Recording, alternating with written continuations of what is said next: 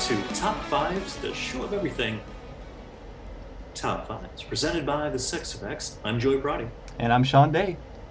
And folks, we have yet another thwiptastic episode in store for you this evening. We are going to be breaking down and doing some heavy, spoilerific review and discussion of Spider-Man No Way Home. So if you haven't seen it yet, turn this off, or if you don't care about spoilers, keep listening because it's going to be a fun time either way. But first, Shonathan, how are you, dude? What's good? I'm good. I'm doing okay, man. Just getting to the holiday season and spirit. It's less than a week until Christmas right now, so this is true. Yeah, this is true. And funny enough, this movie coming out, it was kind of cool. I was excited to go to like the movies and just kind of like I don't feel like I don't watch too many movies during the holiday season per se, but like I don't know, just excited to like do stuff and go out and prepare for the holidays. Did a little bit of Christmas shopping.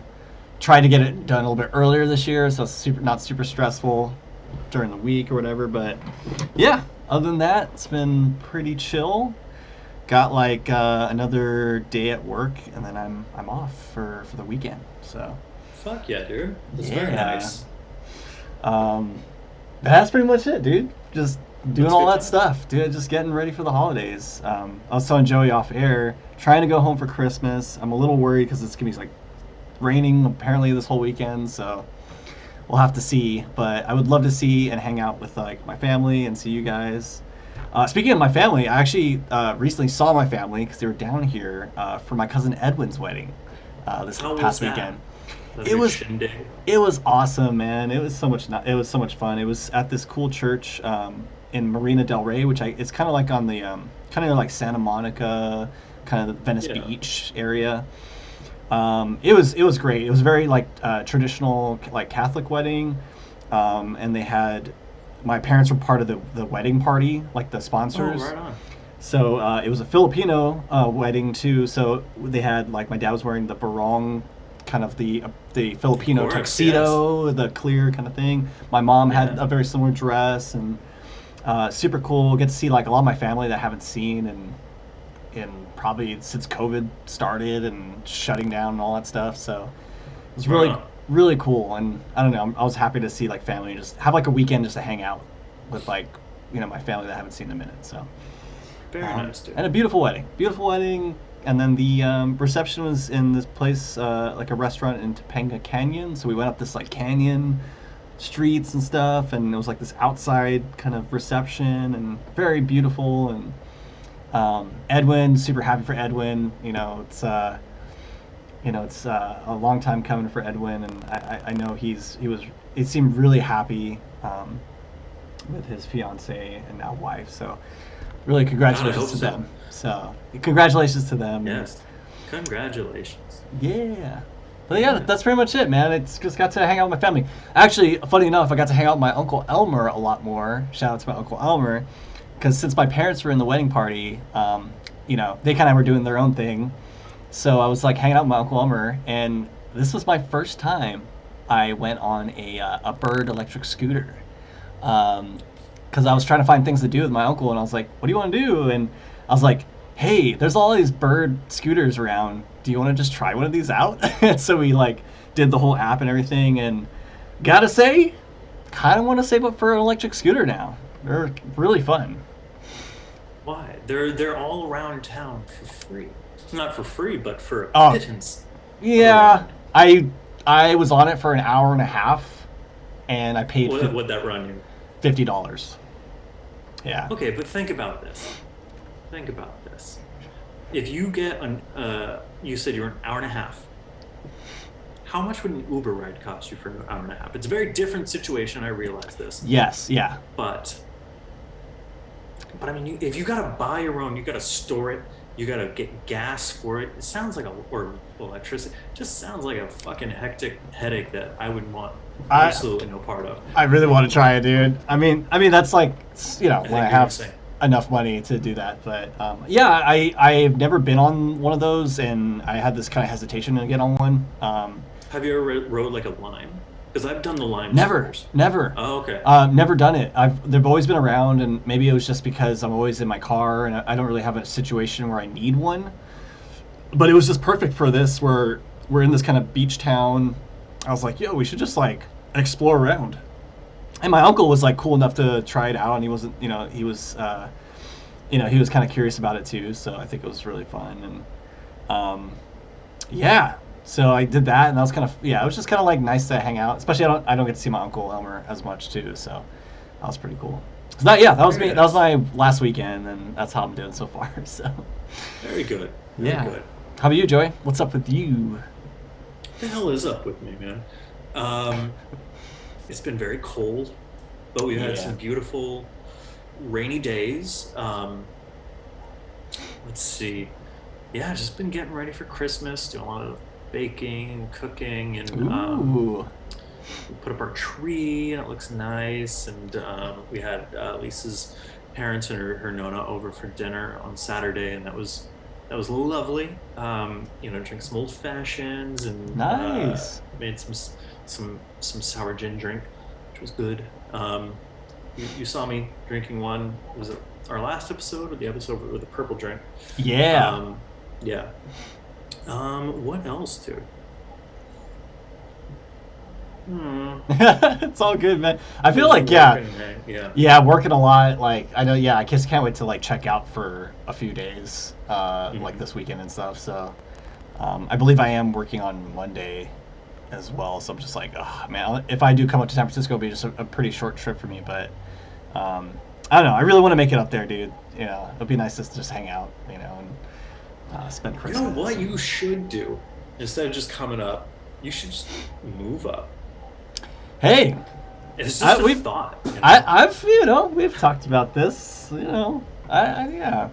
I being back in the city and like hanging out, especially in like your side of town, was really cool, and it makes me miss the city and just kind of the area. Um, I even like it, you know, more over. I mean, LA is okay. I don't spend too much time like downtown, and in the last like few weeks, I have done a little bit more traversing around LA, and I gotta say, the traffic just fucking sucks here, man. It's the worst. Yikes! I couldn't I do it. totally feel for anyone who has to commute for work and stuff, but that life is just not for me. I would go insane. I would literally just quit my job just to find a better way to get to the job itself. So, but anyways, yeah, the city. I obviously still have a fondness for the city, and I've come to appreciate it more. I know even when we were in Monterey for a little bit, I've come to appreciate it, but I think more so as I've lived here in Los Angeles. Um, so you never know. I mean, one day maybe Joey and I will be doing this podcast in the physical space in the same room together. In So the same it's super physical cool. space. And we could design. We could have our little logo and stuff. We could have like a legit Oh, that'd be fun. studio or something. So, That'd be really cool. We like could all have the like other, a sofa and have guests on and yeah, shit. like all the other Maybe like podcast shows share out there. desk. Yeah, it'd be wonderful. But yeah, I'm into That- that. yeah. It's. I don't know. I feel like I think I'll eventually find my way back. So I think that's how I've been feeling about it recently. Nice, Um, man. but yeah, that's it is what it is right now. That is what it is. Famous saying from The Irishman. It's what it is. It's what it is. If you haven't seen The Irishman yet, folks, it's 2 years now. You've had your chance. And you've had so many hours in 2 years, and you're like, I can't do 3.5 hours, but I'll do the Beatles documentary, and I'll do fucking... No. Sit your ass down and watch The Irishman. It's worth the watch, man. Yeah. It's worth several watches. Didn't it come out around this time of the year? Yeah, that's what I'm It saying. did, right? November 2019. Yeah. Oh, it's been 2 years. Yeah, Man, it's already been 2 years. That's crazy. I'm. 2019 was such a good year for movies. Mhm, mhm. Such a good year for like the theatrical experience. I saw Parasite. I saw Lighthouse. I saw 1917. Like Irishman, all in theater. All Um, theater. all Whoa. those in theaters. so, and Once Upon a Time in Hollywood, Last Oh Spider-Man in San yeah, Francisco. Like, what a fucking phenomenal year for movies that weren't like superheroes. But you had that on top of it too. Um, dang. I miss 2019. Yeah, man, for sure. Yeah, It's weird because that seems like not that long ago, but I mean, and then the COVID stuff lifetime happening, ago. Yep. right? So yeah, it's nuts, Yeah. man. But I mean, so I guess, anyways, I guess this kind of Yes, brings we us veered to. so far off It's track. I okay. apologize. It's my favorite part about the podcast. I know we have our top fives usually, and this show, we've done a few of these where we kind of do like a review on a movie we've seen, where we don't do too much of a top five list. But I always still enjoy catching up with Joey because, to be completely honest, for anyone who's watching, Joe and I, we're good friends, and we don't live in the same city. And this podcast has been such a blessing, I think, to both of us because it's kept us talking to each other every week, being able Yeah. to talk shop and catch up. Um, and I think And it our friendship always was kind of about collaborating on shit. You know what I exactly, mean? Like, little exactly. projects here and there. So this is just one of those projects, and um, something to work on. It's even when it's like, oh, I don't know if I really want to do the podcast, but of course I want to talk to Sean. You know what I mean? Like, it's so there's been days where we have a bye, but we're still on the phone with each other and catching up. Yeah, Um, always and enjoy then it, Joey. halfway through, we're like, "Fuck, we should be recording this." Yeah, Um, you know what? I'm gonna actually. I found some of our earlier like test podcasts, and I mm, think you probably have a few of them I stashed do, I away. do, yeah. So Yeah, maybe I'm we'll have trying to to remember. do like a lost episode thing where if we need to fill I a week or tried. something. Is I've it? tried, dude. I've tried to listen. No, it's so It's unstructured and so so bad, like huh? just rambling and like we're just saying things that people have said. You know what I mean? Like it's just Yeah. not. No. Yeah. It should stays Or we dead were for a like reason. super drunk or something trying Oh, to yes, podcast. absolutely. That was That's like part of half it. of the episodes probably. Yeah. But that was kind of the cool thing, I think. I can't remember the last one I listened to, but like seeing the evolution of the show, and I think we've really kind of honed in on like how we want the show to be, and Yeah, we're dialed in. we're dialed in, and we're getting some guests on, and it's been really cool to have people come on and share their lists and stuff. So More of yeah, that. more of that, yes. But anyways, yeah, this kind of brings us to the section of the podcast. Yes. We're gonna be The talking on section. the section. We're gonna be talking all about Spider-Man: No Way Home.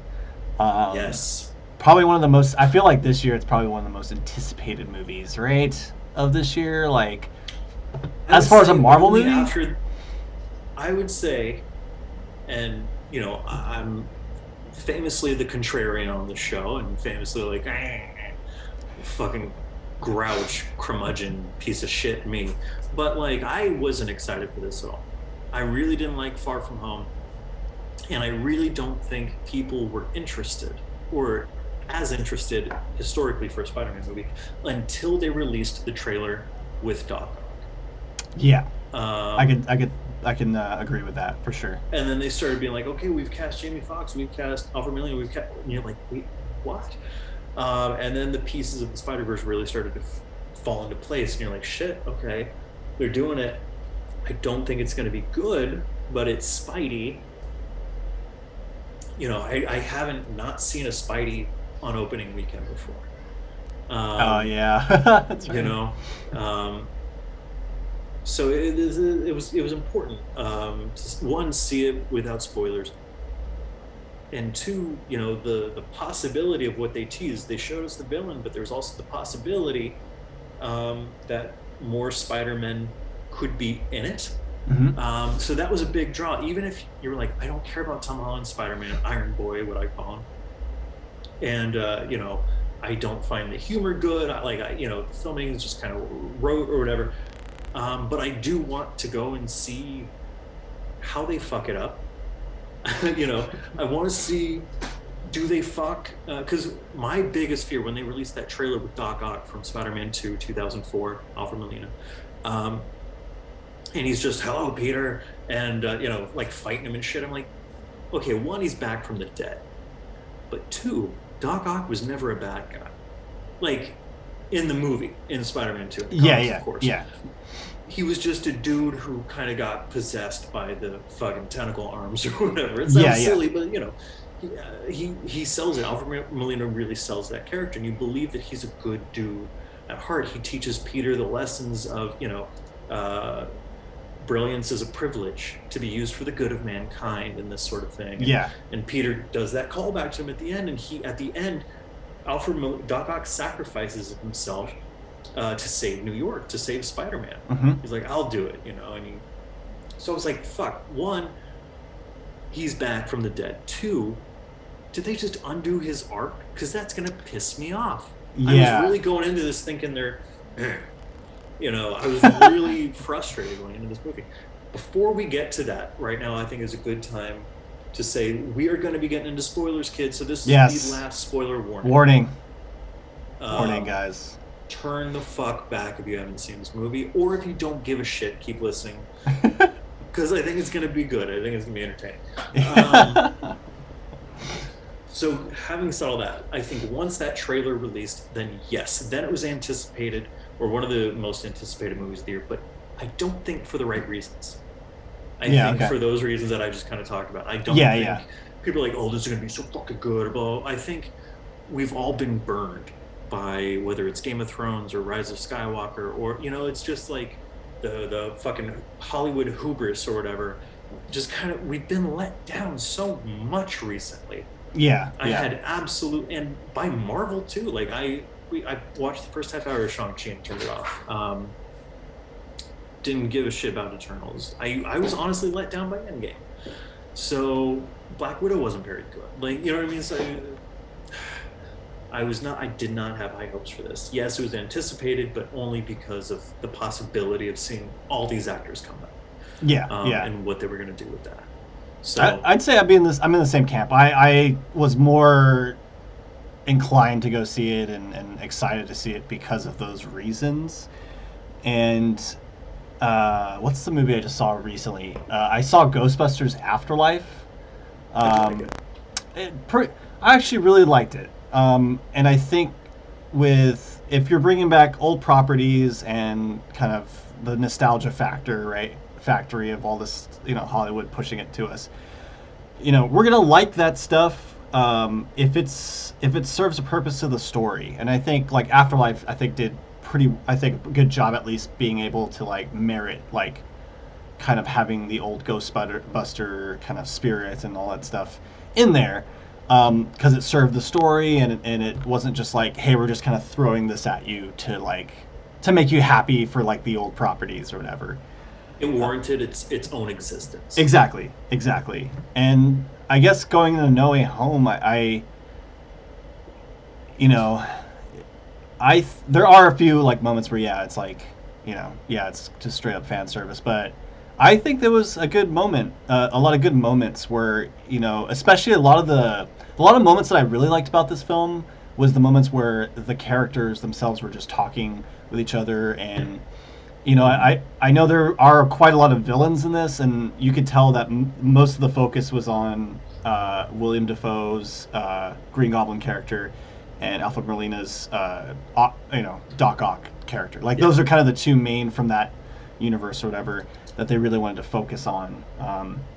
But like I think it at times it does merit like okay, especially I guess we're still in the spoilers, right? When they start bringing in the everyone was trying to theorize if the two Spider-Man. Let's wait. Okay, Let's wait. okay, Let's wait. okay, okay. Let's wait. Before we get into the movie itself, Jonathan, I'm very curious. What was your movie going experience? Oh, I went Thursday. I guess it'd be like I don't know if it opened on Wednesday or Thursday Thursday. night. Thursday night. So Thursday night, I went to a theater. It was called the Edwards Theater in Southgate. So it was a little bit farther from where I'm at. But one of my coworkers had some extra tickets and was like, "Hey, I got some extra tickets. Gonna go see No Way Home. Would you be interested in going?" And I was kind of thinking like maybe I should wait it out or maybe see like a matinee, But I know like this movie, I don't want to get spoiled and with the internet and my YouTube feed. I'm eventually gonna get It was on spoiled. YouTube the next fucking day. I Also, know, I and was like, I was Jesus so Christ. glad I kind of avoided the internet a little bit the day before, or at least during the day. But yeah, I went to this theater. It was a beautiful theater. It wasn't IMAX or anything, and we got these kind of not front row seats, but like that first kind of few rows as at the bottom. Hmm. Um, yeah, it was fun. I mean, there was a lot of fans opening night, so a lot of people in the theater. Um, I went with a bigger, because my friend, his coworker, and his friends, so it was kind of a big group. A lot of people cosplaying, tons of like Spider-Man, like just walking around the theater. There's actually this meme or TikTok or whatever I saw where this guy goes, he's about to buy a ticket, and he goes up to the clerk at the movie theater, and the guy goes, "What movie are you here to see?" And then it pans up to the dude, and he's wearing a Spider-Man mask, and it's like that's the video. But it's like there are a lot of people going to the movies to see this, to see this movie, and I think a lot of them have been mixed fans, right? They've been fans that are probably into the MCU movies and kind of the newer, Spider-Man, and then I could tell a lot of people, of course, with the Doc Ock and Green Goblin, and even some of the Andrew Garfield or some of the Amazing Spider-Man villains and stuff. I could tell those fans from all sorts of different areas. So, but yeah, it was a great experience. I do miss. I'd say I don't really go to these kind of like opening night movies anymore, but I do miss that feeling of like, wow, we're like the first few people to see this movie, and like we are, we're all experienced together. It can merit. It can. You can like shout and clap in the theater without getting like the evil eye from someone. And I'm usually not like that, but like when you do these opening nights, it's just like, yeah, why not? Like it's an experience for all of us to share, Yeah. It's a and different vibe. it's a different vibe for sure. So that was my experience Thursday night, and then I saw it a second time uh, Saturday, I believe, with Maddie because he was curious to see it. So we caught kind of an earlier day showing, but the theater was still kind of full. So there's a lot of people going to see it right now. Shit, broken Yeah. a fucking records. 260 million over the weekend, I Oh, think. the weekend. Damn. Yeah. That's crazy. Yeah. How about you, Joey? Where'd you see it? So it was my first movie back since the pandemic. My Oh, first yeah. theater experience. Lisa and I, Friday, you texted me Friday afternoon. Like, have you seen it yet? I'm like, no. I was like, shit, I gotta fucking see it. And I was like, babe, do you care if I go alone? And she was like, I want to see Spider-Man. I was like, all right. I was like, I want to see it as soon as possible. Like, so she got tickets at Alamo Draft House. My first time at Alamo Draft Oh, House. so how was that? That was great. So it was 10 o'clock in the morning in the Mission. Um, and I didn't know that we lived so close to the Mission because I still don't know the city as well as I should. Um, so yeah, we're 5 minutes away from the Mission, and we get there, and I've been to this Alamo Draft House with Hopkins. We were drinking at the Riptide one night, and I talked about Criterions. He's like, "Oh, they sell Criterions over at the Alamo Draft House." I've never been. Let's go. And they have a bar there, so I've gotten drinks from there, but That's I've never seen a cool. movie there. Yeah. Um, so it was great, man. We got a very tiny theater. 10 in the morning, we split a cheeseburger, fries, and a gin and tonic. Okay. And it was fantastic. The food was so good. I've been thinking about Ooh, those yeah. fries all week.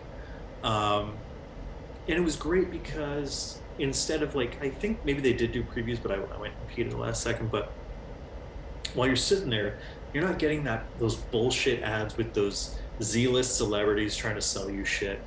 They did like a little short film of like, all right, this is what happened to the three Peters last time, and they recounted Spider-Man 1 through 3, Amazing Spider-Man 1 through 2, and Homecoming, and Far From Oh, Home. So that's kind of cool. it was done with humor. Every time they referenced James Franco, they would show a clip from The Room, and show Tommy Wiseau instead. Like, it was very funny. It was very well done. So I really enjoyed it. Everyone took the rules fairly seriously. There was a couple older ladies that kept talking during it, but not too bad. Um, and yeah, it was.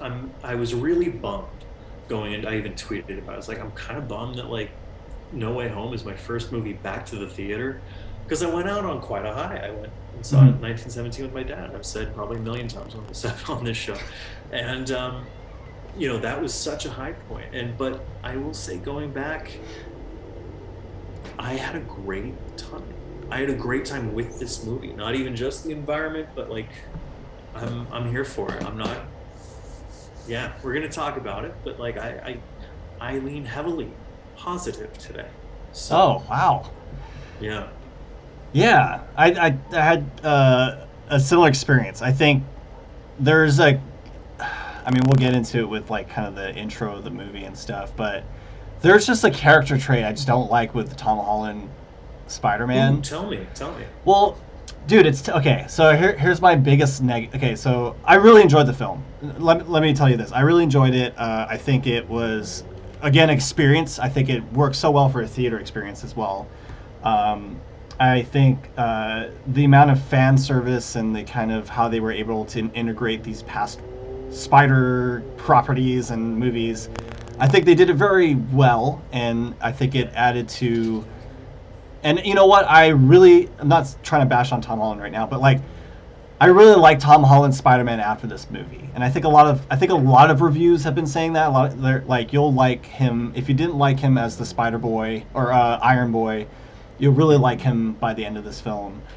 He did really bring it as far as acting. I mean, he had a lot of scenes where he had to. Um, I know I don't want to jump ahead, but when Aunt May dies, and like he has a lot of stuff he's going through in the movie, and he was able to deliver emotionally and as someone who is taking on the responsibility of Spider-Man and the weight of Spider-Man. I think it really did show through the movie. My only big negative, and it's kind of the first part of the movie, or first, not the very first section of the movie. Of course, we open up and everyone finds out he's Spider-Man. So my biggest negative was it took him uh, it took him like to realize that he wanted to make everyone forget about Spider-Man because his two best friends didn't get into MIT, and it kind of hinged on that. And I know it's more than that because he said, well, even as he goes to Doctor Strange to ask him, hey, can you find a way to do this and make everyone forget about me? Um, he even says it. I think he even says that like, hey, since my people closest to me know who I am, they're in danger, or their futures are affected because I am who I am, kind of like that, right? So at least he says that. But the biggest thing, I was just like, dude, you're really hinging this on an MIT kind of like your admissions thing, and then that whole scene where he has to save the lady, and that just like was super weird and awkward. Yeah, that felt very TV show kind of Yeah, thing. it's like, Um, and I mean, and then outside of that too, it's the third movie in this series, and I know he's 17, and Doctor Strange even says, "Of course, you're just a kid." He's like, "Why didn't yeah, you think of yeah. these things?"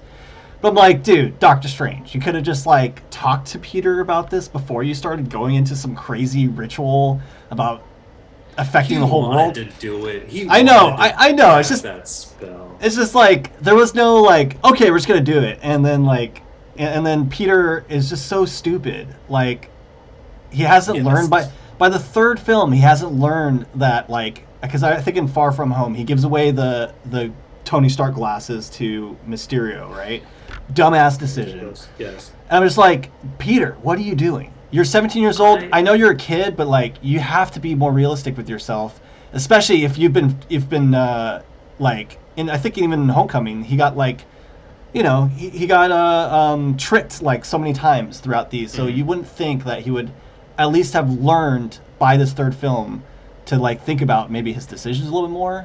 But I could see by the end of this film he has to go. He goes through all his stuff, and of course we'll get to the ending, and like, this is the Spider-Man that hopefully moving forward, who knows with great the responsibility line and everything like that, and he knows to make better decisions, I guess. Yeah. So I didn't think of it the way you were talking about the MIT thing, and that's a really good point. What bothered me in that sequence was after his identity is revealed and all this stuff. They're walking to school, and there's all these like protesters throwing things at him and calling him a murderer and all this stuff. But like the music is kind of like poppy, and kind of like wah wah wah, like it's not Yeah. taking the situation seriously. And it's like you could have done that scene in a whole different tone, but it just nothing ever felt unsafe. And I Yeah. think if instead it wasn't the MIT thing, that could have been part of it. Yeah. But I think they should have taken a page from uh does it happen it happens right after Civil War in the comics where Aunt May gets shot by one of Kingpin's assassins, which triggers the whole One More Day storyline where in order to save Aunt May's life, he sells his soul to Mephisto, or not his soul, he sells his Yeah. marriage. And him and MJ don't remember each other or anything like that. And it also makes everyone forget he was ever Spider-Man because he unveils himself willingly Yeah. Yeah. in that storyline. Um, and it also like brings back Harry Osborn and all kinds of weird shit. Um, but yeah, I think if it was a life or death kind of thing, hey, look at what's happened. Like my aunt could have gotten murdered, or Happy almost got assassinated. Something like that. I think would have been justifiable. Yeah. Yeah. And I didn't even think about it until right now, until you brought it up. But I think that's a good point. Yeah, there could have been a. I mean, I know the Aunt May death. It's kind of in the middle, like the movie, right? So that kind of kickstarts the kind of third act and like how it's going to go through. Yeah, Um, and I mean, it did. I feel like if it was earlier in the movie, like it probably wouldn't have hold as much weight because it's just so early in the movie.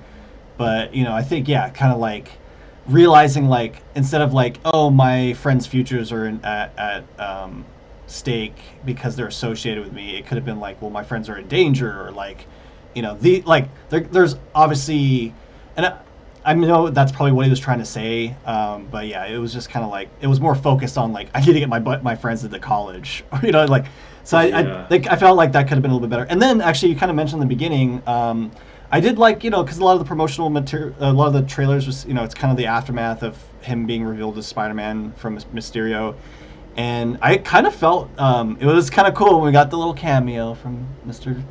Matt Murdock, Daredevil. That was Murdoch. cool. He But had a good literally, line. I'm a good lawyer. I'm a good lawyer. Literally after that scene, like that whole issue of him, it didn't seem still at stake as far as people knowing who he was. Yeah, After, they kind of like, glossed it kind of over just it. got Like, glossed over. So I mean, those are kind of my only big negatives. Like, it really in that it wasn't as strong of an entrance. I feel, and it like a lot of I agree. justified things didn't really work. Um, but I mean, once it hits kind of that middle section, and with the premise of like he obviously after he kind of lets the other multiversal villains in and his mission to kind of gather them and I like how at least he flipped it and he said well yeah these Doctor Strange is saying these people have to die, it's their destiny, and Spider-Man still found a way to at least find to find a way to save them. And I think that Yeah, was a good true character moment, even though it was a very like you're going against what Doctor Strange is saying and all this kind of stuff, and you can't. It's yeah, that kind of thing where can you change people's fate and destiny and really make a difference that way. So yeah, there was a lot of cool themes that were happening in there, and for as dumb as of a decision it was, and how Peter was kind of acting in that first part of the movie, I felt like he really did kind of mature as the movie went on, and that made me feel a lot better as the movie ended, and we yeah. get the kind of end scene. So yeah, that's my biggest negative so far. I wasn't sold on when I saw it with Maddie. Maddie was like, "Dude, that MIT thing was not working for me," and I was like, "I agree." Like it was just I just don't think it was a strong enough point to be like, "This is And why I'm going to do this." also in a rejection letter from a college, they don't. Who's gonna say because of recent events? Yeah, because of recent events. No, no, I wouldn't do that. I wouldn't do that. That was that was stupid. Um, but yeah, I agree. Yeah. So how do you want to do this? Do you want to go through the movie, or do you want to like Um, yeah, well, you already kind of got us up to speed, I'd say, in the kind of first first act of the half? movie. Yeah. Um, Really excited for Daredevil. That's super cool. They've recognized that he yeah, is officially part of the MCU, and Have you? I haven't really been watching the Hawkeye stuff, but I've already got it spoiled No, for me. Have you heard anything about um, that? no, Ooh, I don't care don't care. honestly. They, I No. guess, introduced, Oh, yes, yeah, I know what you're gonna say. Yeah, go for it. Kingpin into Hawkeye. I haven't watched it, so, but yeah, so they're canonizing those two characters, which is super dope.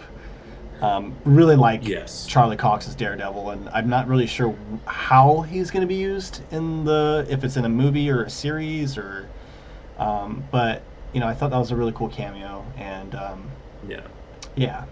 But anyways, I yeah, thought it was well done. we're kind of like up to I don't know, we're up to like kind of where, okay, Peter, So, he wants all the oh, everyone to forget about him and his name, yes. right? So it goes Doctor Strange, and Wong is now the Sorcerer Supreme by default because Cumberbatch was Come blipped back, for five flipped, years. yeah. His wig, can we just talk? Like, where the fuck? I mean, I know where the money is going in these movies, but Jesus Christ. It's pretty bad, right? The wigs. It, Yeah. and I'm sorry, all the practical costumes look like shit. Because all the money's going to de-aging, not even and total destruction. Lizard and Sandman looked like shit. Sandman looked better in Spider-Man 3 back in 2007, which is 14 years ago, Yeah. No, you're than he right. did in this fucking movie. Um, Rant over. But honestly, that's been a fucking theme with the MCU because they just CGI on the costume so they can make their muscles bigger. And they can do this and they can do that. Yeah, And yeah. you really, it's starting to fucking show because when you do use the physical suits, you don't put any goddamn money or effort into it. It's a shame. Yeah. That used to be one of the most exciting parts about a superhero movie was, oh, what's the suit going to look like? What's it going to, the Yeah, what's textures the of it. And texture of the like, material? Yeah. do you remember the Ryan Reynolds Green Lantern movie? Me neither. But like everyone was mad about it because the suit was CGI. Remember, it was Yeah. it was all done like looked like alien technology or whatever the fuck I want to say. But like it was widely panned and I think to the untrained eye maybe Marvel's getting away with it where you almost can't tell the difference. But like Endgame, half the time the actors are wearing different costumes than Oh, what yeah. they shot the scene in. And Yeah. then they just with the stupid fucking nanotechnology just covers their body. I'm like, I fucking loved in this movie. This is such a minor detail. I loved that Spider-Man was holding his cloth mask in his hands and would take it off and it didn't Yes. just Yes. like it's been doing for the last like since Guardians of the Galaxy. Um, And I'm sure they're going to CGI the latest Spider-Man costume at the end of the film, but it's kind of cool that he's yeah. like, okay, I'm giving up the Stark tech for a bit here. Gonna make my own costume. I thought that I was really cool. really, I really, that we'll talk about that fun one because that was one of my favorite. I was Fair really moments, yeah. pleasantly surprised by that. But okay, so Doctor Strange is going to do the spell to make everyone forget Peter Parker is Spider-Man, and he says, "Nice knowing you," or yeah, nice knowing you, right?" Or "I'll see you Yeah. around, kid," or See something you like around, that. kid. And fucking Luke to Kylo, which they never see each other. I was bummed about. Anyway, different movie altogether to rant about. So Peter's like, wait, everyone's gonna forget who I am, but what about my girlfriend? Okay, Yeah. fine, everyone but your girlfriend. Well, what about my best friend? Fine, everyone but his best friend and his girlfriend. Okay, cool. And then who else did he say? Aunt May and I think there Because was I one thought other it took him a person. minute to get to Aunt May. I was like, shit. And Yeah, happy. and Happy. Yeah, Happy too. Yeah. He's like, no, frustrated. He's like, no, that's his name, Happy Hogan. That was a pretty good bit. But yeah, so he kind of makes the spell. It's been, if you're like on a timeline, it has so many branches now, Yeah, and Doctor Strange is each trying to person. hold them Yeah, together, and that's why it doesn't work. And the spell starts to go out of control, and Doc Strange controls it or contains it, and that is kind of the MacGuffin. Yeah, of the yeah. movie. And he's like, okay, so he's like, go, the spell didn't work. Go and try to talk to whoever and see if you can get into MIT. So he goes. Is that when he goes to the Yeah, bridge and yeah. He everything, goes. He or to talks to. the airport? He calls Flash or whatever. Oh, I don't like this I Flash. Are don't you with like me him on either. that? I like him in. He's in Grand Budapest Hotel, and I've seen him in some other movies, but He's a great actor. I I just don't like him in this movie. no. But yeah, he tries to hunt down the admissions lady, and she's like going to the airport or something. So he has this like brilliant idea to like try to catch her in at the airport, but it wasn't at the airport. It's like literally in traffic trying to get there. So I thought that was kind of weird. Yes. Um, and yeah, he's just I think he finds her and is like trying to convince her like, hey, MIT, MIT's stupid because you guys didn't let us in, and I was just trying to save people, and he kind of like messes up this kind of interaction, and then all of a sudden the spider sense goes off, right? And we hear kind of like the freeways kind of collapsing a little bit, and the cars come, and then you see, the Yeah, oh, so it's freaking cool. yeah, it was pretty fucking cool actually. And then the Um, trailer scene with yeah, Doc Ock coming in saying hello, Peter. yeah, and he's wearing the ugly ass Stark armor Spidey suit from Enemy. I hate that outfit. I really do not Yeah, like that it's costume. it's the most CG looking one too, Yeah, right? yeah. It's all shiny and stuff. I mean, there are they actually use some of the Iron Spider, like him holding on to Mhm. like certain things. But I kind of But like the they're no interact. match for Doc Ock's Oh yeah, arms. which is great. I love the interaction they have because he's like, "Hello, Peter," and he's like, "Hello," like he's just like, "Who are you?" like, Yeah, do we know each other? do we know each other? So they have their battle, and they're kind of battling it out, and then he ends up saving like a few people on the bridge, and then he saves the admissions lady. Yeah, and she does the whole "you're a hero, and I'm going to tell everyone that you're a hero. You're not a monster. You are a hero." And you're Hero. just like, Jesus fuck, who Yeah, wrote this? I that was I did not like that part, and I was kind of confused because it was like, did the driver like lock her in the car? But like, I was kind I of think confused what by that happened was, oh yeah, because she could have gone out the other side. Because because she she was kept like, trying to open the door, and I was she like, couldn't. child locks or like, you know what I mean? Well, Like the door was hitting the like the side, right? retaining wall on the side of the freeway, Yeah, but they weren't like whatever. That scene doesn't make any fucking sense, at least yeah. physically. Unless Yeah, unless and Peter was like, stay in your car or something like, he which didn't. is more dangerous. But, Yeah, or maybe he did. I don't fucking know. But I like and I also hate how he beats Doc Ock with oh yeah, yeah, kind of using the smarts and the Stark tech, right? he uses Stark Tech. He basically hacks Otto's arms and Bluetooth connects to them pretty much. So he's able to control the arms um, and Doc Ock is kind of sidelined from that point on in the movie That's true. Yeah. um, because he has no control over his arms anymore. It's all Peter. Um, and Peter saves the admissions lady, and then boom, Spidey sense goes off again, and we get the Green Goblin bomb, pumpkin bomb, Yeah. Pumpkin bomb, and you dude. hear or whatever Willem Dafoe's is, and then Doctor Yeah. Strange brings him back. Quick tease, I guess. Which I was like, oh, I want to see this happen right now. Yeah. But they're teasing it. So this is when he explains to Peter that people that knew who Spider-Man was, that knew who Spider-Man was Peter Parker in other universes, came through instead of making everyone forget. Yes. It did the Yes. opposite. So all the villains theoretically knew that Spider-Man was Peter Parker. I don't think that's true of Jamie Foxx's Electro from Yeah. Amazing Spider-Man 2, but Yeah. whatever, we'll let it slide. For giving Jamie Foxx some kind of redemption, but not, I don't really think so. Anyway, Strange gives Peter this like magic amulet thing that if he can battle the villains wreaking havoc, and shoot them once with this amulet thing that they will transport back to this almost prison in Doctor Strange's garage. Is this when he goes and gets the help of his friends?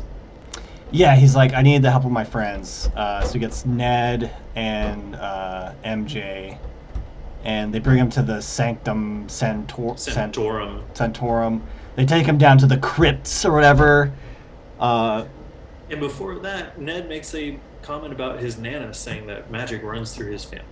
Yes. Which becomes very apparent later on in the movie as he does this whole thing with that, opening up stuff. That was my other almost negative of the movie, but we'll get to it. We'll get to it when we get there. Stranger's Dungeon. Oh, Maddie. Oh, what's up, Maddie? Stranger's Dungeon. Thank you for that. All right, so which I really didn't like this part either. In terms of like, I can't do this without your guys' help. What? At what point have they actually helped him in a way? Ned helped him as the guy in the chair in Homecoming, but since then, can't. No. Yeah. No, I don't. He just wants to. He just wants his friends. He just wants to hang out with his friends and have them help. But I totally understand that. The Maddie, this movie pissed me off. Yeah, Maddie, we were just talking about some of the negatives, kind of in the first section of the movie, I would say. But yeah, I think they're just like looking on the internet and like looking, and that's what literally Doctor Strange says, right? He's just like, scour the internet and find these people. And I still, even though it was in the trailer, I still like that scene where MJ's like, well, you were the one who did the spell, and this is kind of technically your fault since you did it, I liked her the most that I've liked her in this movie. Yeah, I really like Zendaya. She's a really cool, actress. She's great, but they actually kind of gave her a little something to do emotionally and everything, rather than just exactly. I am not going to care about anything. I'm just going to be wise, and you're just like, all right. Loyalty to his friends are the reason for all of this. Sorry, dude. Sorry you didn't get into MIT. Yes. No, we covered this extensively. Yeah. Yes. Yeah, that was. It should have been a life or death stakes. Life or death situation, for sure. So, fuck. Where am I? They're in the Sanctum. So I need my friend's help. No, you fucking don't. He goes out, and I guess I didn't realize this. It's the Spidey suit inside out. Yeah. That's what because he got that green stuff on him, and he was trying to wash it out, and then I think he was on the phone with Aunt May, and she's like, "Hey, drop it by the feast place so I can wash it." And then, as he's washing it and on the phone with her, he, flips it inside out. And he's like, oh, this could work. Because, he still needs the tech or whatever inside of it. I thought it looked kind of cool because I thought it was in the trailers. I thought it was just going to be a legit just black suit. Just a different thing that he made. I completely missed the part that it was inside out. I saw that in a review or something. I was like, what? When I saw it a second time with Maddie, actually, I noticed it more. Because I saw the wires and stuff. I was like, what the fuck? Well, what the fuck is wrong with the suit? I'm like, is he wearing something to specifically battle Electro? But he doesn't even know Electro is there yet. Yeah. It's just, I think, just because he got that green shit all over his costume. So that means it's the costume inside out, or... Yeah. Okay, it was nice of them to give him a thanks for washing my costume moment, but I thought it was badass. He was kind of stealthy. Fucking scrubbing that shit. What did Aunt May do? I don't know. Ammonia? She has a secret for sure. Anyway. So this is where he fights Electro, and it was all right. Kind of cool.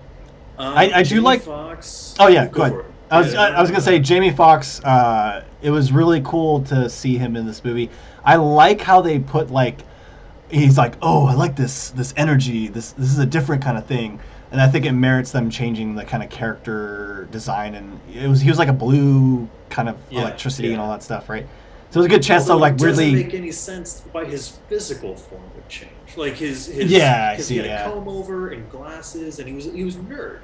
And I feel like in this, Jamie Foxx is just playing kind of like a B movie shitty version of his character in Baby Driver, which I'm fine yeah, with, but I yeah. don't think it's good. You know what I mean? Like I like it, but it's not. It ain't fucking Shakespeare. You know what I'm saying? I like guys like I Um, like being like bad or something. It just sounds like those little lines.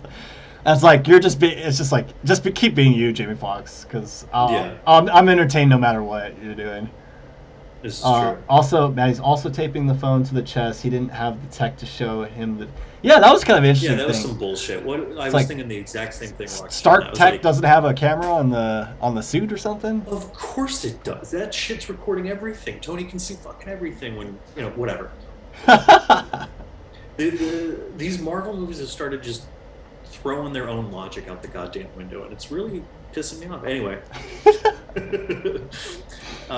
so he's fighting Electro, and Sandman comes to his rescue, and he goes, "It's so." I couldn't fucking believe when he goes, "Peter, it's me. Remember Sandman, Flint Marco?" I'm like, did he just say, do you remember?" Like, Yeah, they got to put it those was lines in right. those lines were so goddamn clunky. And some of the writing was beautifully done. Mhm. But some of the heavy-handed fucking remember, like, oh my god, Yeah, it was clunky a bad. bit. Um, Sorry to be making you mad, Maddie. I don't mean to be making anyone mad.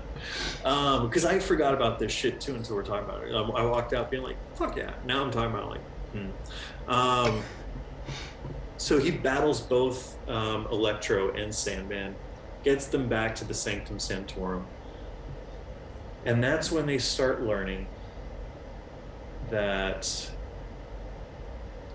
Is that when they start learning that these guys have already died? Yeah, there's one. They mentioned one that they each of some of the characters know each other, right? So there's Yeah. the lizard and Electro.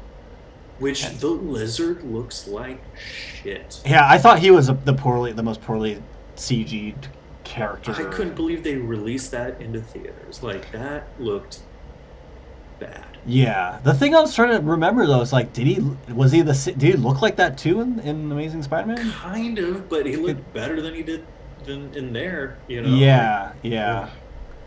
but it's the movie. Did Thomas Hayden Church actually do the movie? It didn't sound like his voice. Oh, that was his voice, yeah, and that was him at the end of the movie too. Which shit, spoilers. But no, that was both him and Reese Ifans. The Um, same actors Same actors, from the yeah. Amazing Spider-Man series. But yeah, this is the moment where they find out, right? They find out that they each, or was it the? Don't they find Norman first, or like Aunt May calls him and then he gets So Norman yeah, he first, went right? to Feast, He goes yeah, to like the Feast. the homeless shelter. No, first, Fuck yeah. It's like this part I'm a little first, cloudy on. Yeah. same. So does he fight Norman? I can't remember. He doesn't. He Um, doesn't. He ends up okay, getting so that call from his aunt, and she's okay, like, but before that, "Oh, Goblin is in the alleyway talking that's to right. the Yeah, mask. Willem Dafoe's talking to the mask. I just can't remember if there was an action scene with Goblin before that or not. yeah, So the first time we really see Goblin, he's in the alleyway. The mask is on the dumpster. It's very reminiscent of when Peter gives up his suit in Spider-Man 2. And Willem Dafoe is back at it, acting to a fucking mask. It's so good. that's so He good, can Willem man." Dafoe all over me, all he wants. Um, but that I also think was one of the most unintentionally funny moments in the movie. He's like, "No, you can't do this to me," and he throws a rock or whatever, and it shatters the Goblin mask, and you hear the Goblin laughing, and in the corner of the frame, you see Willem Dafoe running away. And it's just like I find it very funny when grown-ups run. from anything, especially a mask that he just shattered. Anyway, Yeah. I was dying in the theater. I was laughing and no one else was. At least he probably was. But so yes, then he goes to the homeless shelter, um, and we get kind of almost a classic Goblin look with the purple hoodie and the green over that. Yeah, yeah. His face is perfect. He didn't need a mask. Yeah, he's scary Yeah, looking. he's Especially fucking scary. when he He would does be a that smile great or whatever. Joker. Yeah. And it's a nice moment, right? Because you get to see. I mean, I'm trying to figure out still in the movie when he's switching between Norman and the Goblin, I guess. But it seemed like pretty genuine Norman Osborn, where he's kind of confused and like he's like, how Yes. did I get here? And I was just looking for, this guy, Spider-Man, and all that stuff, and or Peter He's pretty Parker. much playing Jesus from Last Temptation of Christ. Yeah. Because his Jesus in Last Temptation is like, I have these voices in my head and I don't know what's going on. Yeah, just a straight pull of the page from there. um, so yeah, Aunt May convinces Peter that these. Basically, Peter says it's not my problem to if these guys die fighting Spider-Man in their universe. I just got to send them back. And Aunt May is like, no, it's about helping people, and you were gonna maybe help them, you know, fix whatever was wrong in their life so that they can live and go back, and not be evil, I guess. Yeah.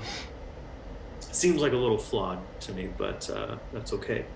So the plan now is to bring Norman back with him, not as a prisoner, just as a scientist friend, and they're going to concoct a cure-all potion to save the bad guys, so that they don't die when they go back to their universe, their reality.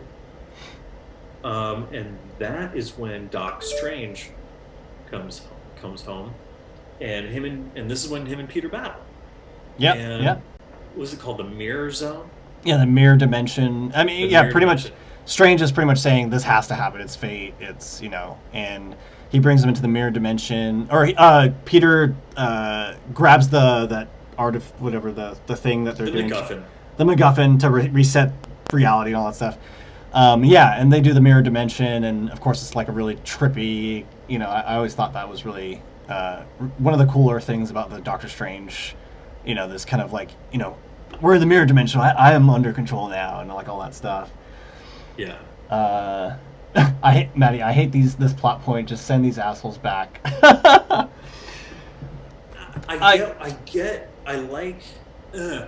It's stupid. It's fucking dumb, but it's also incredibly Peter Parker. Like, you know what I mean? Like, Yeah. That's why I didn't hate it, because It's a felt in character- keeping with character. Yeah. Yeah, it's a character trait where that's why even though I thought he was dumb throughout all three movies, I was like, well, that's he's young and dumb. It's like I have to kind of Yeah. like just realize Full like of yeah. it.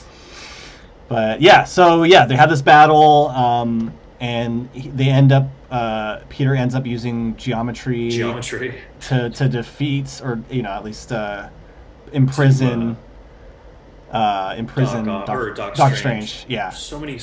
Oh shit! Spider-Man 2, when they're trying to come up with a name for Doc Ock, and Ted Raimi's like, what about Doctor Strange? And J.J. James like, that's a good one, but it's taken. It's taken. Fuck, I just Oh, Now they're in a movie together. That's wild. Wild, dude. So Peter traps Doctor Strange over the Grand Canyon in the mirror dimension or whatever. Comes back, and we get fucking Willem Dafoe. He's like, okay, we're gonna create a cure, and we're gonna send these guys back, and blah blah blah. And Willem Dafoe's like, do you need any help with that? I'm something of a scientist myself. And I was just like, yes! The whole audience was just like, oh my god. It's just I hate shit like that, but you know what? it My works. expectations were so goddamn low, and it's Willem Dafoe giving it to me, a line that he gave perfectly 19 years ago. Like, just, I see it all the time on Instagram because it's a fucking great meme now. Give it to me. Give me Yeah, more. Give it's a me it's a everything. You've good. already given me Charlie Cox. You've given me. Just give it all to me right now. I was fucking ready for it at that point. Yeah. Um, so, God, then they move everything. Is this when they move into Yeah, Happy's apartment? yeah, he pretty, Spider-Man's pretty much like, hey, we're gonna save all you guys, but we need to relocate. They go to the Happy's apartment. There's a nice little joke with Happy. He's like, hey, I saw some Bionicle Mans or something on my cam, my door cam. What's going on over there?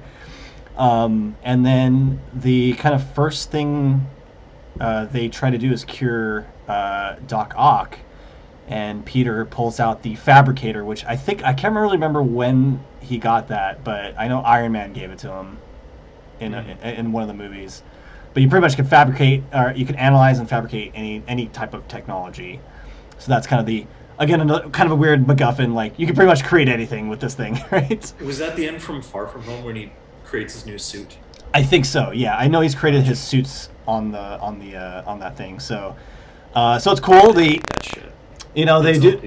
Yeah, yeah, but it gives them a chance to at least do something to each of one of these. At least it's kind of a weird MacGuffin at the same. A weird kind of like, okay, you have this thing that can create pretty much anything, but hey, you're using it to save people.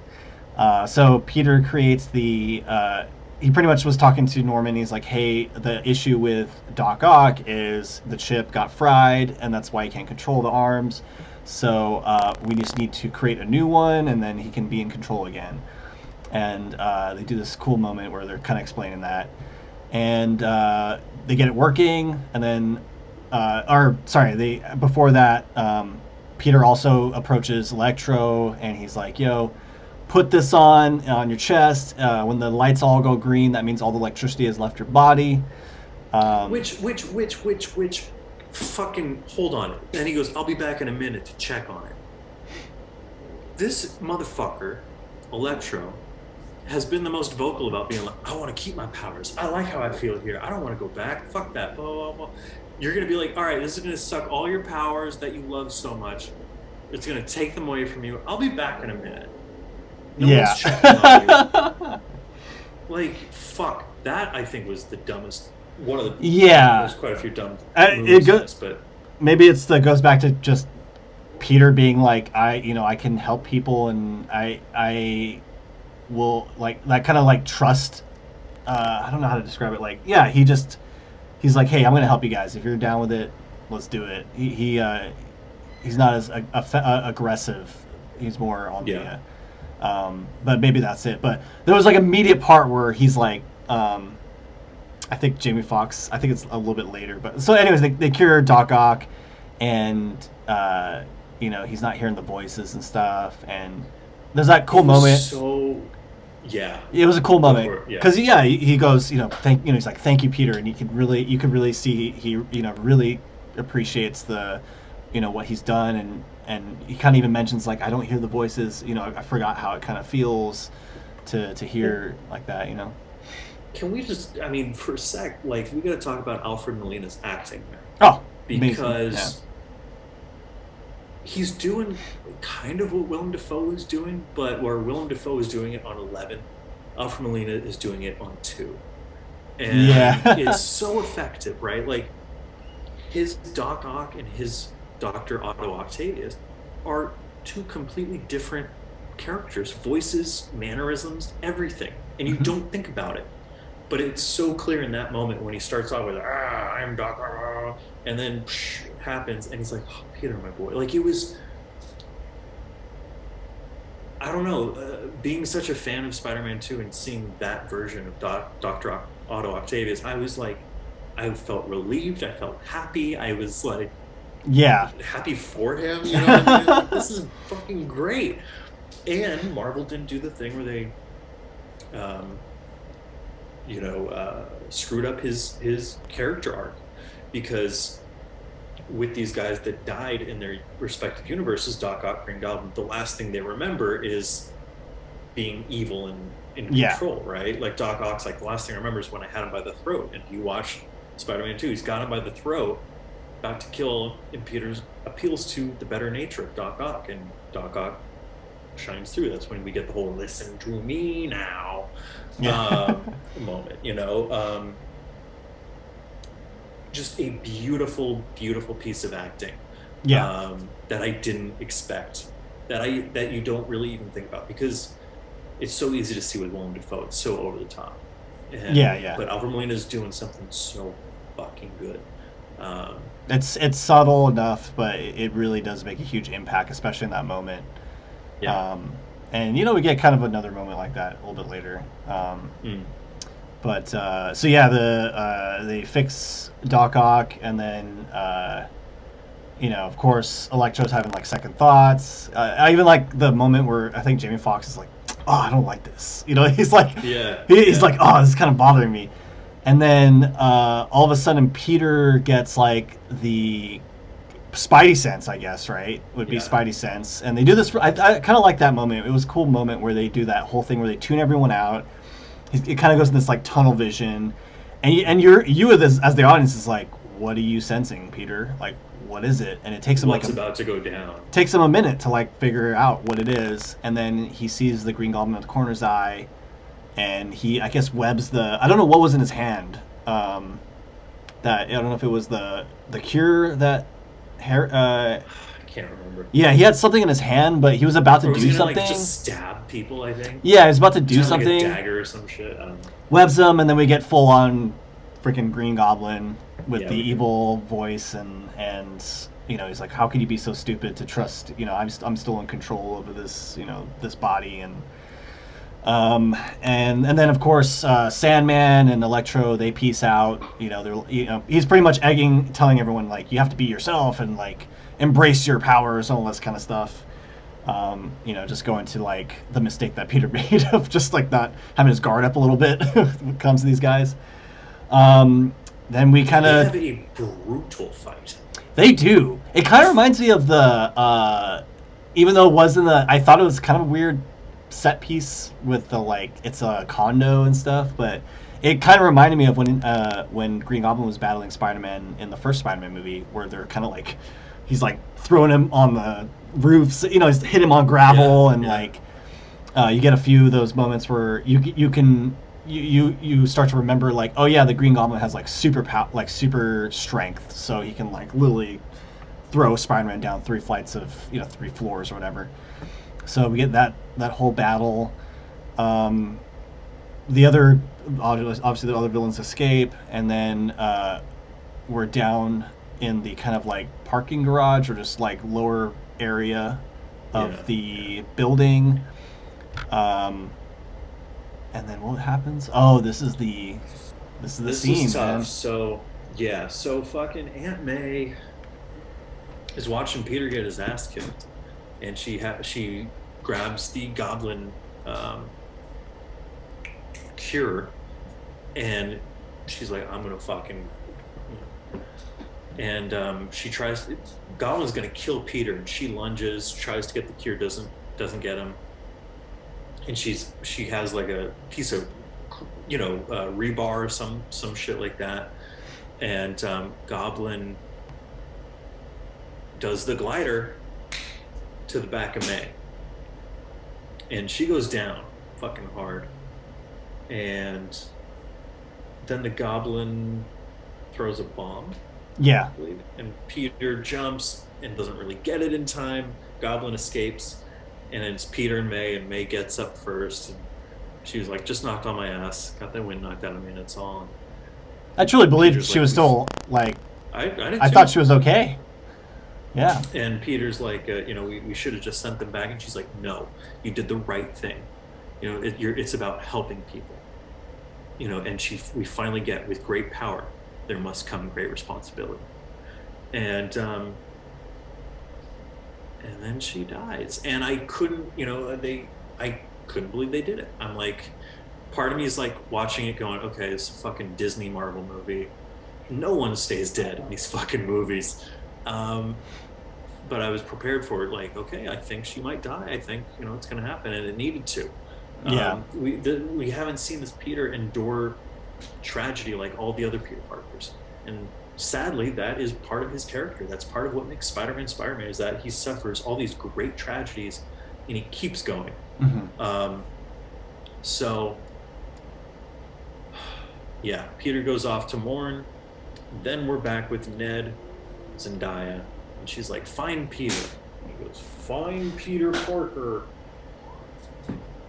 And Shawnee, who's on the other side of that ring, that O ring? I like how they kind of milked this moment too a little bit, because you see in the little circular portal the shape, this pretty much the shape of Spider-Man. There's Spider-Man in this kind of like alleyway, and the person's like, you know, I think he's like waving or something, hello, and he Yeah, comes through, and you're like, is his costume a little different?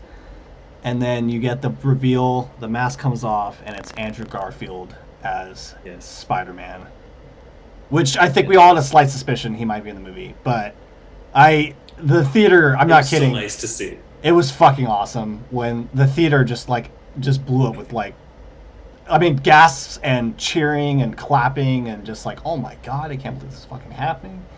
Yeah, and And I then they got, go, "You're not the real Peter Parker," and yeah, yeah, ouch.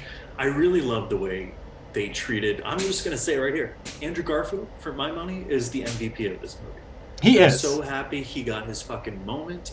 Um, he was really good. I thought he balanced the humor and the self deprecation of Peter Parker like just so well. yeah, yeah.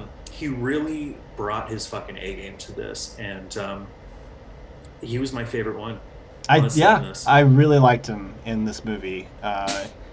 You know, I think especially the little interact, even the first few interactions he has, where he's trying to prove he's Spider-Man, and um, kind of funny. They had a little callback. They have a little thing to Ned's family. The grandma is speaking Tagalog, so I Yeah, think he's like like Filipino or whatever. But I just thought it was really funny. And again, yeah, he still felt like, from what I didn't watch any of the Amazing Spider-Man movies recently, but I remember him being like that kind of way, and so it was really cool. He kind of kept that characteristic of Spider-Man, and then of course, you know, he's like, oh, multi-dimensional things. So, you know, of course, you know, he's an intelligent, you know, guy, and but also, you know, he is still super funny and very humorous throughout those moments. So I thought that was really cool.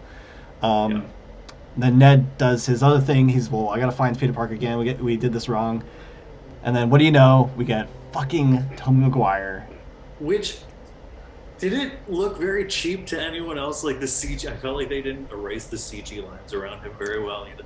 Oh, Like he I just don't kind of walked through know. the portal. I was like, all right. Yeah, Um, I was like, his comment about like, I just saw this thing and I went through it, then I was here. I was like, you're not like at all surprised Freaking about, out, yeah, or yeah, because like in their worlds, and they even say it with the Avengers comment later in the movie. It's like they haven't been through any of this. This is the most self-contained universes they have, like from the movies we've seen. It's been very, yeah, to degree kind of grounded in that. There's no magic, and I think Andrew Garfield makes a bunch of jokes about is there magic in here, like, and Ned's yeah. trying to cover it up, but yeah, theater blew up even more, I think, when I Tobey bet. Maguire, because you know, for us, I mean, he is our live action Spider-Man. We grew up watching the Raimi movies, so that was a huge, like, theater moment, like on screen moment, just seeing like, oh my god, the actual two Spider-Man are here playing, Yeah. you know, these parts. So um, yeah. What else happened? So I'm gonna say I liked this scene. I liked getting a moment just with them. What I was expecting and kind of hoping and kind of sad we didn't get is like Peter's down for the count. The villain's about to kill him. Boom, boom. You get the two Spider-Man entering in like a giant action scene. Thinking that's Uh, the way you introduce these characters, not in a quiet. But I still liked it. You know what I mean? I was expecting. I think it would have been a bigger a moment bigger moment, yeah, to bring him through the if action and stuff. Yeah. yeah, having them walk through a portal felt a little anticlimactic. For we're getting Spider Verse in live action. You know, we're gonna have all the fucking Spider-Man team up. Yeah. Walk through a portal. It's a slow burn reveal, right? Like, Yeah, you know, and it was for me. It was impactful enough because it's like, oh hey, like they're just trying to bring Peter back. Like it was like an unexpected thing, and then Yeah, when they're that like was fine. when they're like the second time, it's like okay, I know what's coming. Like everyone knows what's coming. You know what I mean? When they Also do the found it second, weird that the first people that these previous Spider-Men interact with is Ned and MJ and Ned's grandma. yeah, yeah, That felt a little strange, but I mean, again, a minor nitpick in the grand scheme of things. yeah, Uh, yeah. but yeah, Um, so they're like, hey, they're talking to Ned and Zendaya and or MJ, and they're saying, where do you go? When I'm having a bad time, or where do you go? I go to the Empire. Or was it? I go to the Chrysler building Chrysler and Building, and then I go to Empire State Empire Building. State. Better view. It's like Yeah, yeah, like that line. And then MJ's like, oh, I know where exactly he is. And the I thought this scene was as simple as it is, just seeing Peter Parker, Tom Holland's Peter Parker, just sobbing and just so much hate, hurt, and crying, and then his two friends come and meet him, and this is the rooftop. This is the it's, rooftop that they were at in the beginning, yeah, it's right? the top of their school. Top of the school, um, and then you could slowly feel Tom Holland going from sad to feeling the Spidey sense again, and then he gets kind of like that cautious, like what's going on, and then you look up, and I kind of like this shot where it's like the two Spider-Man silhouettes on top of Yeah, the building. Then they both come down, and you know the I forgot what the lines were, but like it's like I think Tom Holland now realizes there's other Spider-Men that have come right. through, and this was my theory. This was my theory if the two Spider-Men were in the movie, because I think they wouldn't bring him in just to solely kick some ass. I think they're here to have a purpose to talk to Peter, especially if Mm. going through stuff like loss and losing someone you really love. So this was probably one of my favorite scenes of the It was movie good. It was very good. because Yeah, they got to talk about loss with him, and you know uh, Tom Holland's like, you don't know anything about loss, and I made so many mistakes, and then you get Toby saying like, I lost, Uncle Ben, and it be because of me and my choices I made. Andrew Garfield, he's talking about how he lost Gwen Stacy, and the loss, and then we kind of get like a weird filler for like, because they didn't do like a third movie for him, so they kind of fill you in on like yeah. where his character kind of went, or his Spider-Man went, and It he's went like, dark. went dark. He got cold. I didn't want to be kind of this person anymore, and Spider-Man, and take on the responsibility. So you get these kind of two sides of these kind of grown versions of Spider-Man and what they've experienced and sacrificed. And I just thought that was just such a needed moment, I think, for Tom Holland's character, and I think projects him to become, as we get into the third act of the film and kind of the ending, he understands what his responsibility is and what his role is as being Spider-Man. So I think without this interaction, I feel like it would be kind of missing a little bit and not really developing Tom Holland's character further on. Yeah, So we get that moment, and they're like, we need, and they uh, all know with great power comes great responsibility. that was good callback to the line, and the shared kind of thing between them, even though from different places. So they talk about trying to cure all of them. So they hit the lab. Yeah, And I thought, again, this was cool too. We got a moment to like just be with the they're just spy. hanging out. They're just hanging out. Um, they go.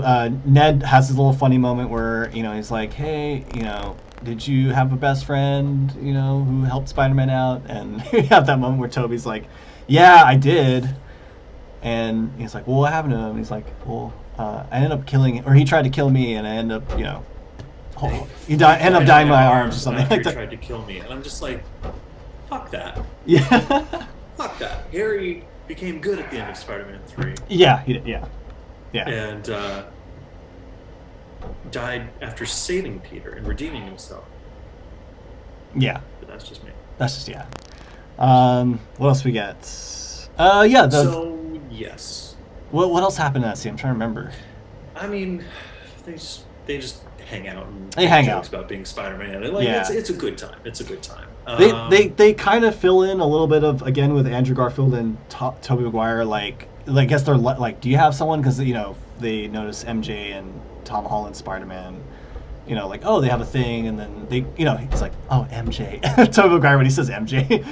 It's like, so yeah, there wasn't enough there to kind of like see what happened to them, but at least they recognize that, like, as Spider-Man, going to the theme of kind of where the ending gets to, um, it's tough to have people you love around you and also be Spider-Man, and that kind what's of. interesting, they Toby says, "Oh, we made it work. It was tough, but we made it work." But he ain't wearing a wedding ring.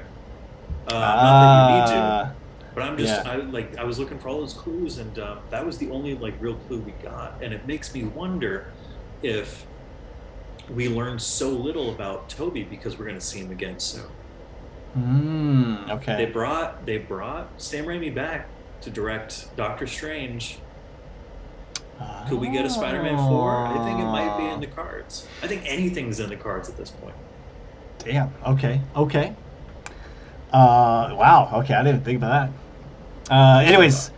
they create the cures, or they reconstruct the cures for each of the villains. I like also how Andrew Garfield, because he did defeat the Lizard in the first movie, he's like, "Well, I got this. I already know how to do this." So we're cool. We get the meme moment. I don't know if you noticed this, where they're all pointing Yes. at each other. So that happened. I was like, of course they're gonna have to do it if there's three Spider-Man in this movie. Um, and then yeah, so the whole plan is they're gonna like draw all the villains into the Statue of Liberty, use with the box thing because that's the reset button for everything, and then that's how they're gonna get everyone there, and then they're gonna try to attack them and cure them. We get a cool moment where Andrew Garfield and Tobey Maguire are talking. They do this whole thing where he breaks his back. Apparently, the back issue thing was like that's a thing that I was reading about. That it's like Tobey Yeah. Maguire's having back Yeah. issues or something. They talk After about the Seabiscuit, and he was using it to go negotiate for more money, and then they were going to fire him and get Jake yeah. Gyllenhaal. And, yeah. They talk about the web stuff, which I thought was kind of cool. They eventually Yeah. have a Yeah. moment to talk about that, and it's organic with Toby, and he's. They talk Web about his. shooters with the other two. Yeah, the web block, all that stuff that happened in Yeah. Spider-Man 2.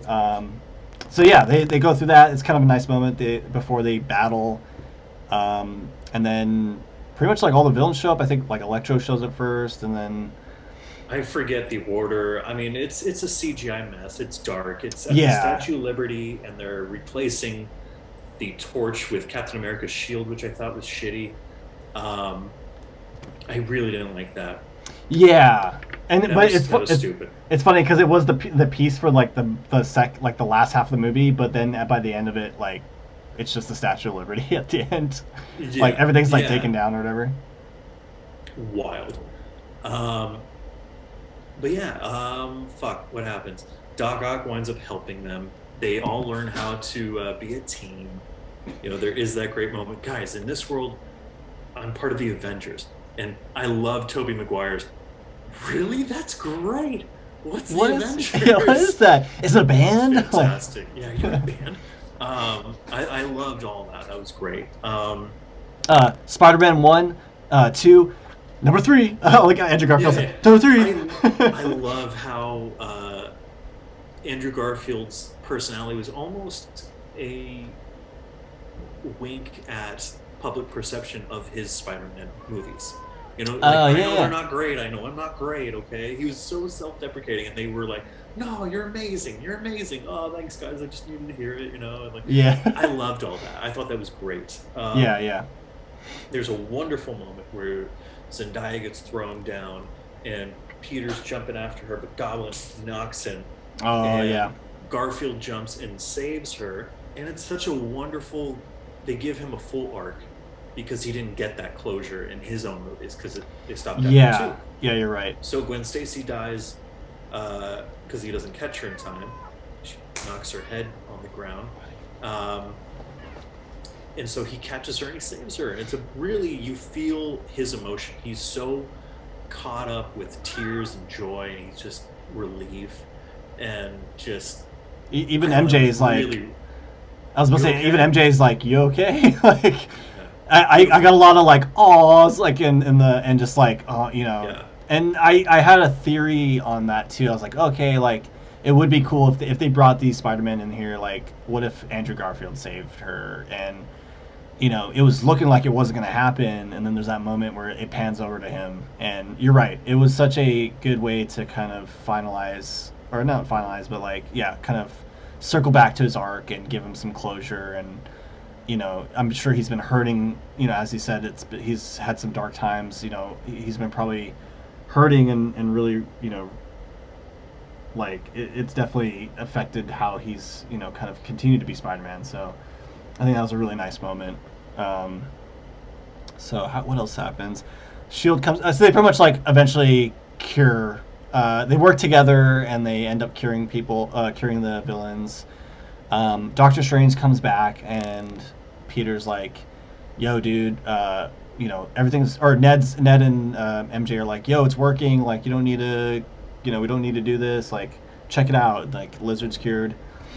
And then, but you know, Doctor Strange is like, we need to like, this needs to end now. shut this down We need to now. shut this Yeah, down. What else happens? Oh, the Green Goblin they. comes through, right? Yeah, And then they're fighting. He's throwing some bombs, and then he ends up taking the box for some time, and then uh, Doctor Strange gets it back. There's a bomb in it, and then the bomb goes off, and that starts to break the spell and the yes, that's right. realities That's right. Yeah. and all that stuff. And I haven't seen any like breakdowns of this, but there was some. I think that most of the figures in the sky are people who knew who Spider-Man was. Is that what it is? Yeah, that was the thing in all the universes. All the Um, universes. so Peter goes and he's gonna kill Goblin. Tom Holland, Peter. He's gonna fucking kill Goblin with his own glider. He doesn't hold back. He's fucking rageful, and Toby stops him. And it's a really beautiful moment. Um, he does the cure against Goblin, and Willem Dafoe is cured. And then he goes and talks to Doctor Strange. And he's like, "How can I help you?" And he's like, blah, blah, blah, blah. He's like, "The only way to shut it down is if everyone forgets who I am." The original spell, right? He's like, "Yeah." He's like, "Then let's do it." He's like, "All right, go say goodbye to your friends."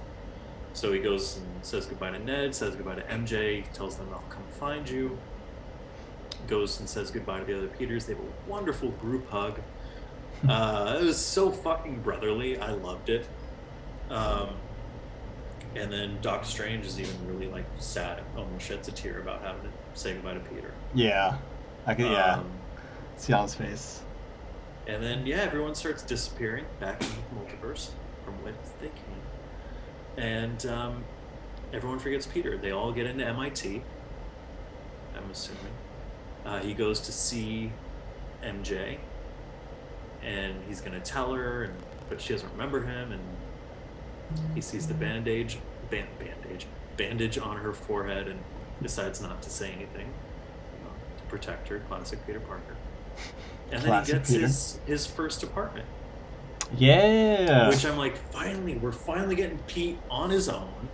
This is fucking great. And then you see some fabric on the desk in the open window, and Peter's swinging through, and he's in fucking classic Spider-Man costume, finally, in the Yes. MCU. Love this scene. Inspired by the other two Spider-Man. So it was. I loved the ending. I loved a lot of it. Admittedly, I think the stuff with the multiverse, the villains, all of that is kind of dumb, but I'm mostly happy with everything they gave us. Yeah. Oh as a yeah. result of it. So, And they got what would they. you? Oh, Oh, go go ahead. for it. No, yeah. I like how now it's I wouldn't say it's open, but like this is kind of Spider-Man I was kind of looking for. By the end of this film, it's Same. like Yeah. I'm excited to see the adventures of Spider-Man after this kind of, and maybe it did take him 3 movies to become it. Bitch, Weirdly, it took him 6 movies. 6 movies, yeah. And you know what? This is the Spider-Man I wanted at the end of Homecoming. Yeah, I see. Yeah, I see what you're saying. Like, but at the same time, yeah, maybe he needed to go through those experiences to really learn. And I know he's still young in the movie, I guess, but um, yeah, I thought it was a good moment where it's like, it's pretty open. He's now gone through this. He's lost, people he's loved. He's had people forget about who he is. Um, there's a cool moment where he visits Aunt May's grave at the end too, and Happy's Talks to there. Happy, yeah. And he's like, "How did you know her?" And he's like, "Through Spider-Man." And um, so I was trying to think about like how this was gonna go down or how it is, but I've been watching some like breakdowns and stuff about it. So the world still knows who Spider-Man is and all the things he's done, just not Peter Parker. That's what the spell was, right? By the Right. end, so Spider-Man still exists to a lot of people and what he's done and what represents and stuff like that. So, but I really liked how this kind of set us up and kind of left us on this like, now he's just on his own, doing his thing, being Spider-Man. So really Yeah. dig it. And then they had the post-credit scenes. The Venom teaser. Did you see that one? Yes. Yeah. Yeah, which I have not seen any of the Venom movies with It's the Tom first one. Hardy. It's not. So yeah, I wasn't really. I was like, how? What it like? I don't really know what they're trying to do with this character, but I do like how they're. Neither do they. Yeah, they kept the as Tom Hardy, since he's not from that universe, disappears when this whole spell thing happens.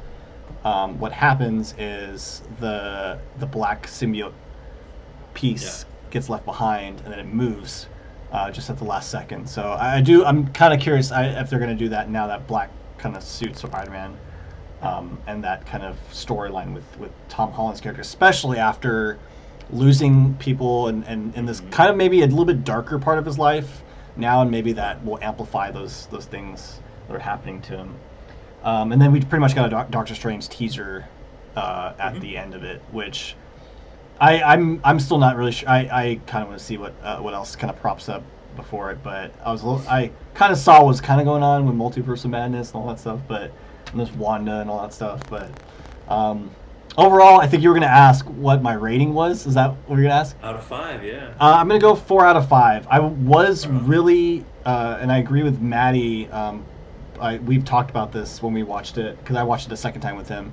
I really didn't think the setup for the beginning was the strongest part of the movie, and it did kind of take me out of the movie where I was like, man, I don't know how the rest of this movie is going to be like, where it's hinging on this one kind of thing.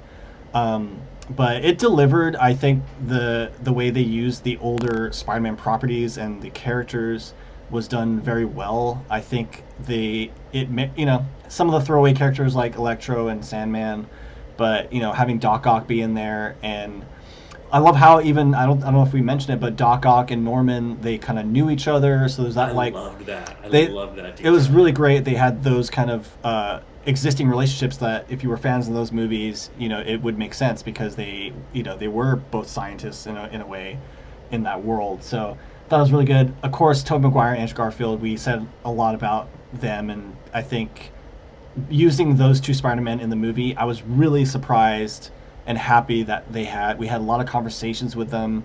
I almost wanted more, honestly, Yeah. if they had more time. But I think they used it very well to obviously to share and show what the experiences they've gone through and share that with Tom Holland's character, because I think he needed something like that. Especially he's been Iron Boy or Iron Spider for most of the time, and Tony Stark in a way was kind of his mentor and someone he looked up to, and it was great to at least get some characters that were who shared pretty much the same responsibilities and the being Spider-Man and in that world. So I thought that was a really cool play on that. It's uh, some kind of similarities to like Into the Spider-Verse, and how they kind of teach the young one about life and stuff Yeah. and responsibility. But I really like that. I think it merits them bringing those characters in instead of just kind of like, hey, the multiverse is cracked and here's a villain here and here's a villain here. Like they did a good job just to kind of like bring that home. So that's my Yeah. rating, 4 out of 5. I like it. I am going to go in just slightly low, 3.5 out of 5. It's still these Spider-Man movies. I mean, this is a big fucking movie, and it still, for some reason, feels small. Marvel movies just feel kind of small to me. I liked it. I liked it a lot. I enjoyed it a lot. But yeah, a lot of the plot elements were kind of goofy. Yeah. Yeah, nothing. I don't think it. I think the last half, or definitely saves it, or the last third for sure. But I think it takes sweet ass time getting there. You could shave a good 20 minutes off this fucking movie, and you'd have a better product. I agree with you. The beginning could be a lot stronger. But it's my favorite of the Tom Holland movies. Yeah, for sure. For me too. Yeah. So, 3.5 out of 5. Nice. Yeah. Cool. Well, that wraps up. Yeah, that wraps up our. I know. I was like looking at the clock. I know we've been going an hour and 35, Joey. So, yeah, I'm really excited. I'm really excited for. Sorry, my mic must have been really hot. My bad if you hear Sam, it back. it's always hot. I know. Sorry. Yeah, so I think for a movie like this, I am actually really excited for where they're going to take the Spider-Man series. So yeah, and for the first time, I'm like, oh, cool. What the fuck's next? Yeah, and I think it's our biggest complaints I think from the previous movies was the Iron Spider and just kind of having that long-lasting like connection with Iron Man. But I could see now why they kept it in there, to have it such close where he has to kind of grow into his own person, and obviously I think he even struggles that in Far From Home about like living in the shadow of Iron Man, being the next Iron Man, and like it's more than that. It's more than just replacing Tony Stark so I think I'm glad they kind of like finally fit that in, and unfortunately it's taken us these 3 movies to get to that point, but maybe that's what a long time. Yeah, maybe that's what they intended with that. So I hate that shit. Yeah. I fucking hate that shit. Just give me the goddamn character. Just give it to us. Shawnee, now you're a little too low. Oh shoot, sorry. My bad. Hello. Check 1 2. Check 1 2. I gotta find a good balance between the stream and the better. Very. Yeah, fuck it. We're almost done. All right, Joe. I actually don't have much to share. It's been a lot of Spider-Man and stuff like that. I am going to Disneyland tomorrow. That's one of my plans I'm going to do. So I'm really excited with that. I'm going with the girlfriend and her son tomorrow. Nice. So we're doing that. Anything to share, Joey? No. Okay. No. I did watch Ride the Eagle, Jake Johnson's new movie this year. Okay. It's fine. Cool. Yeah. I'll have to check it out. I'm watching on Disney Plus. Thank you, Sean. Stuff about ancient Egypt and mummies and the Valley of the Kings and the pyramids. Very good stuff. Is that National? Highly recommend. Geographic? It's a Nat Geo thing. Yeah. Nat Geo. Fine. Cool. I gotta check that out. Yeah, man. Yeah. Yeah. That's it. I don't know. Sorry. This is I think it's one of the latest episodes we've done in a while, but in a minute. I'm hungry for sure right now, so that's why I'm like. All right, let's wrap this up. Jonathan, where can we find more of your work on the internet this week? You guys can find me at Sean Day Music and on my website seandaymusic.net. Joey, where can we find you on the internet? You can check me out on Instagram and on Twitter at Joey Parati, and on my website, joeyparati.com. You can check out the show at Top 5 Pod. That's TOPFIVE 5 POD on Instagram, on Twitter, on YouTube, on Spotify, and gmail.com, on Facebook at Top 5 Podcast, all that. Music, Google Play, SoundCloud, Anchor, fucking anywhere you listen to podcasts, or if you watch it on YouTube, please give us a watch, give us a listen, give us a follow, give us your love, and we will give you Oh, all the friendly Spider-Man love in return. All the friendliest Spider-Man love in return. Until next time, I'm Joey Parati. And I'm Sean Day. Thanks Thanks for for listening. listening.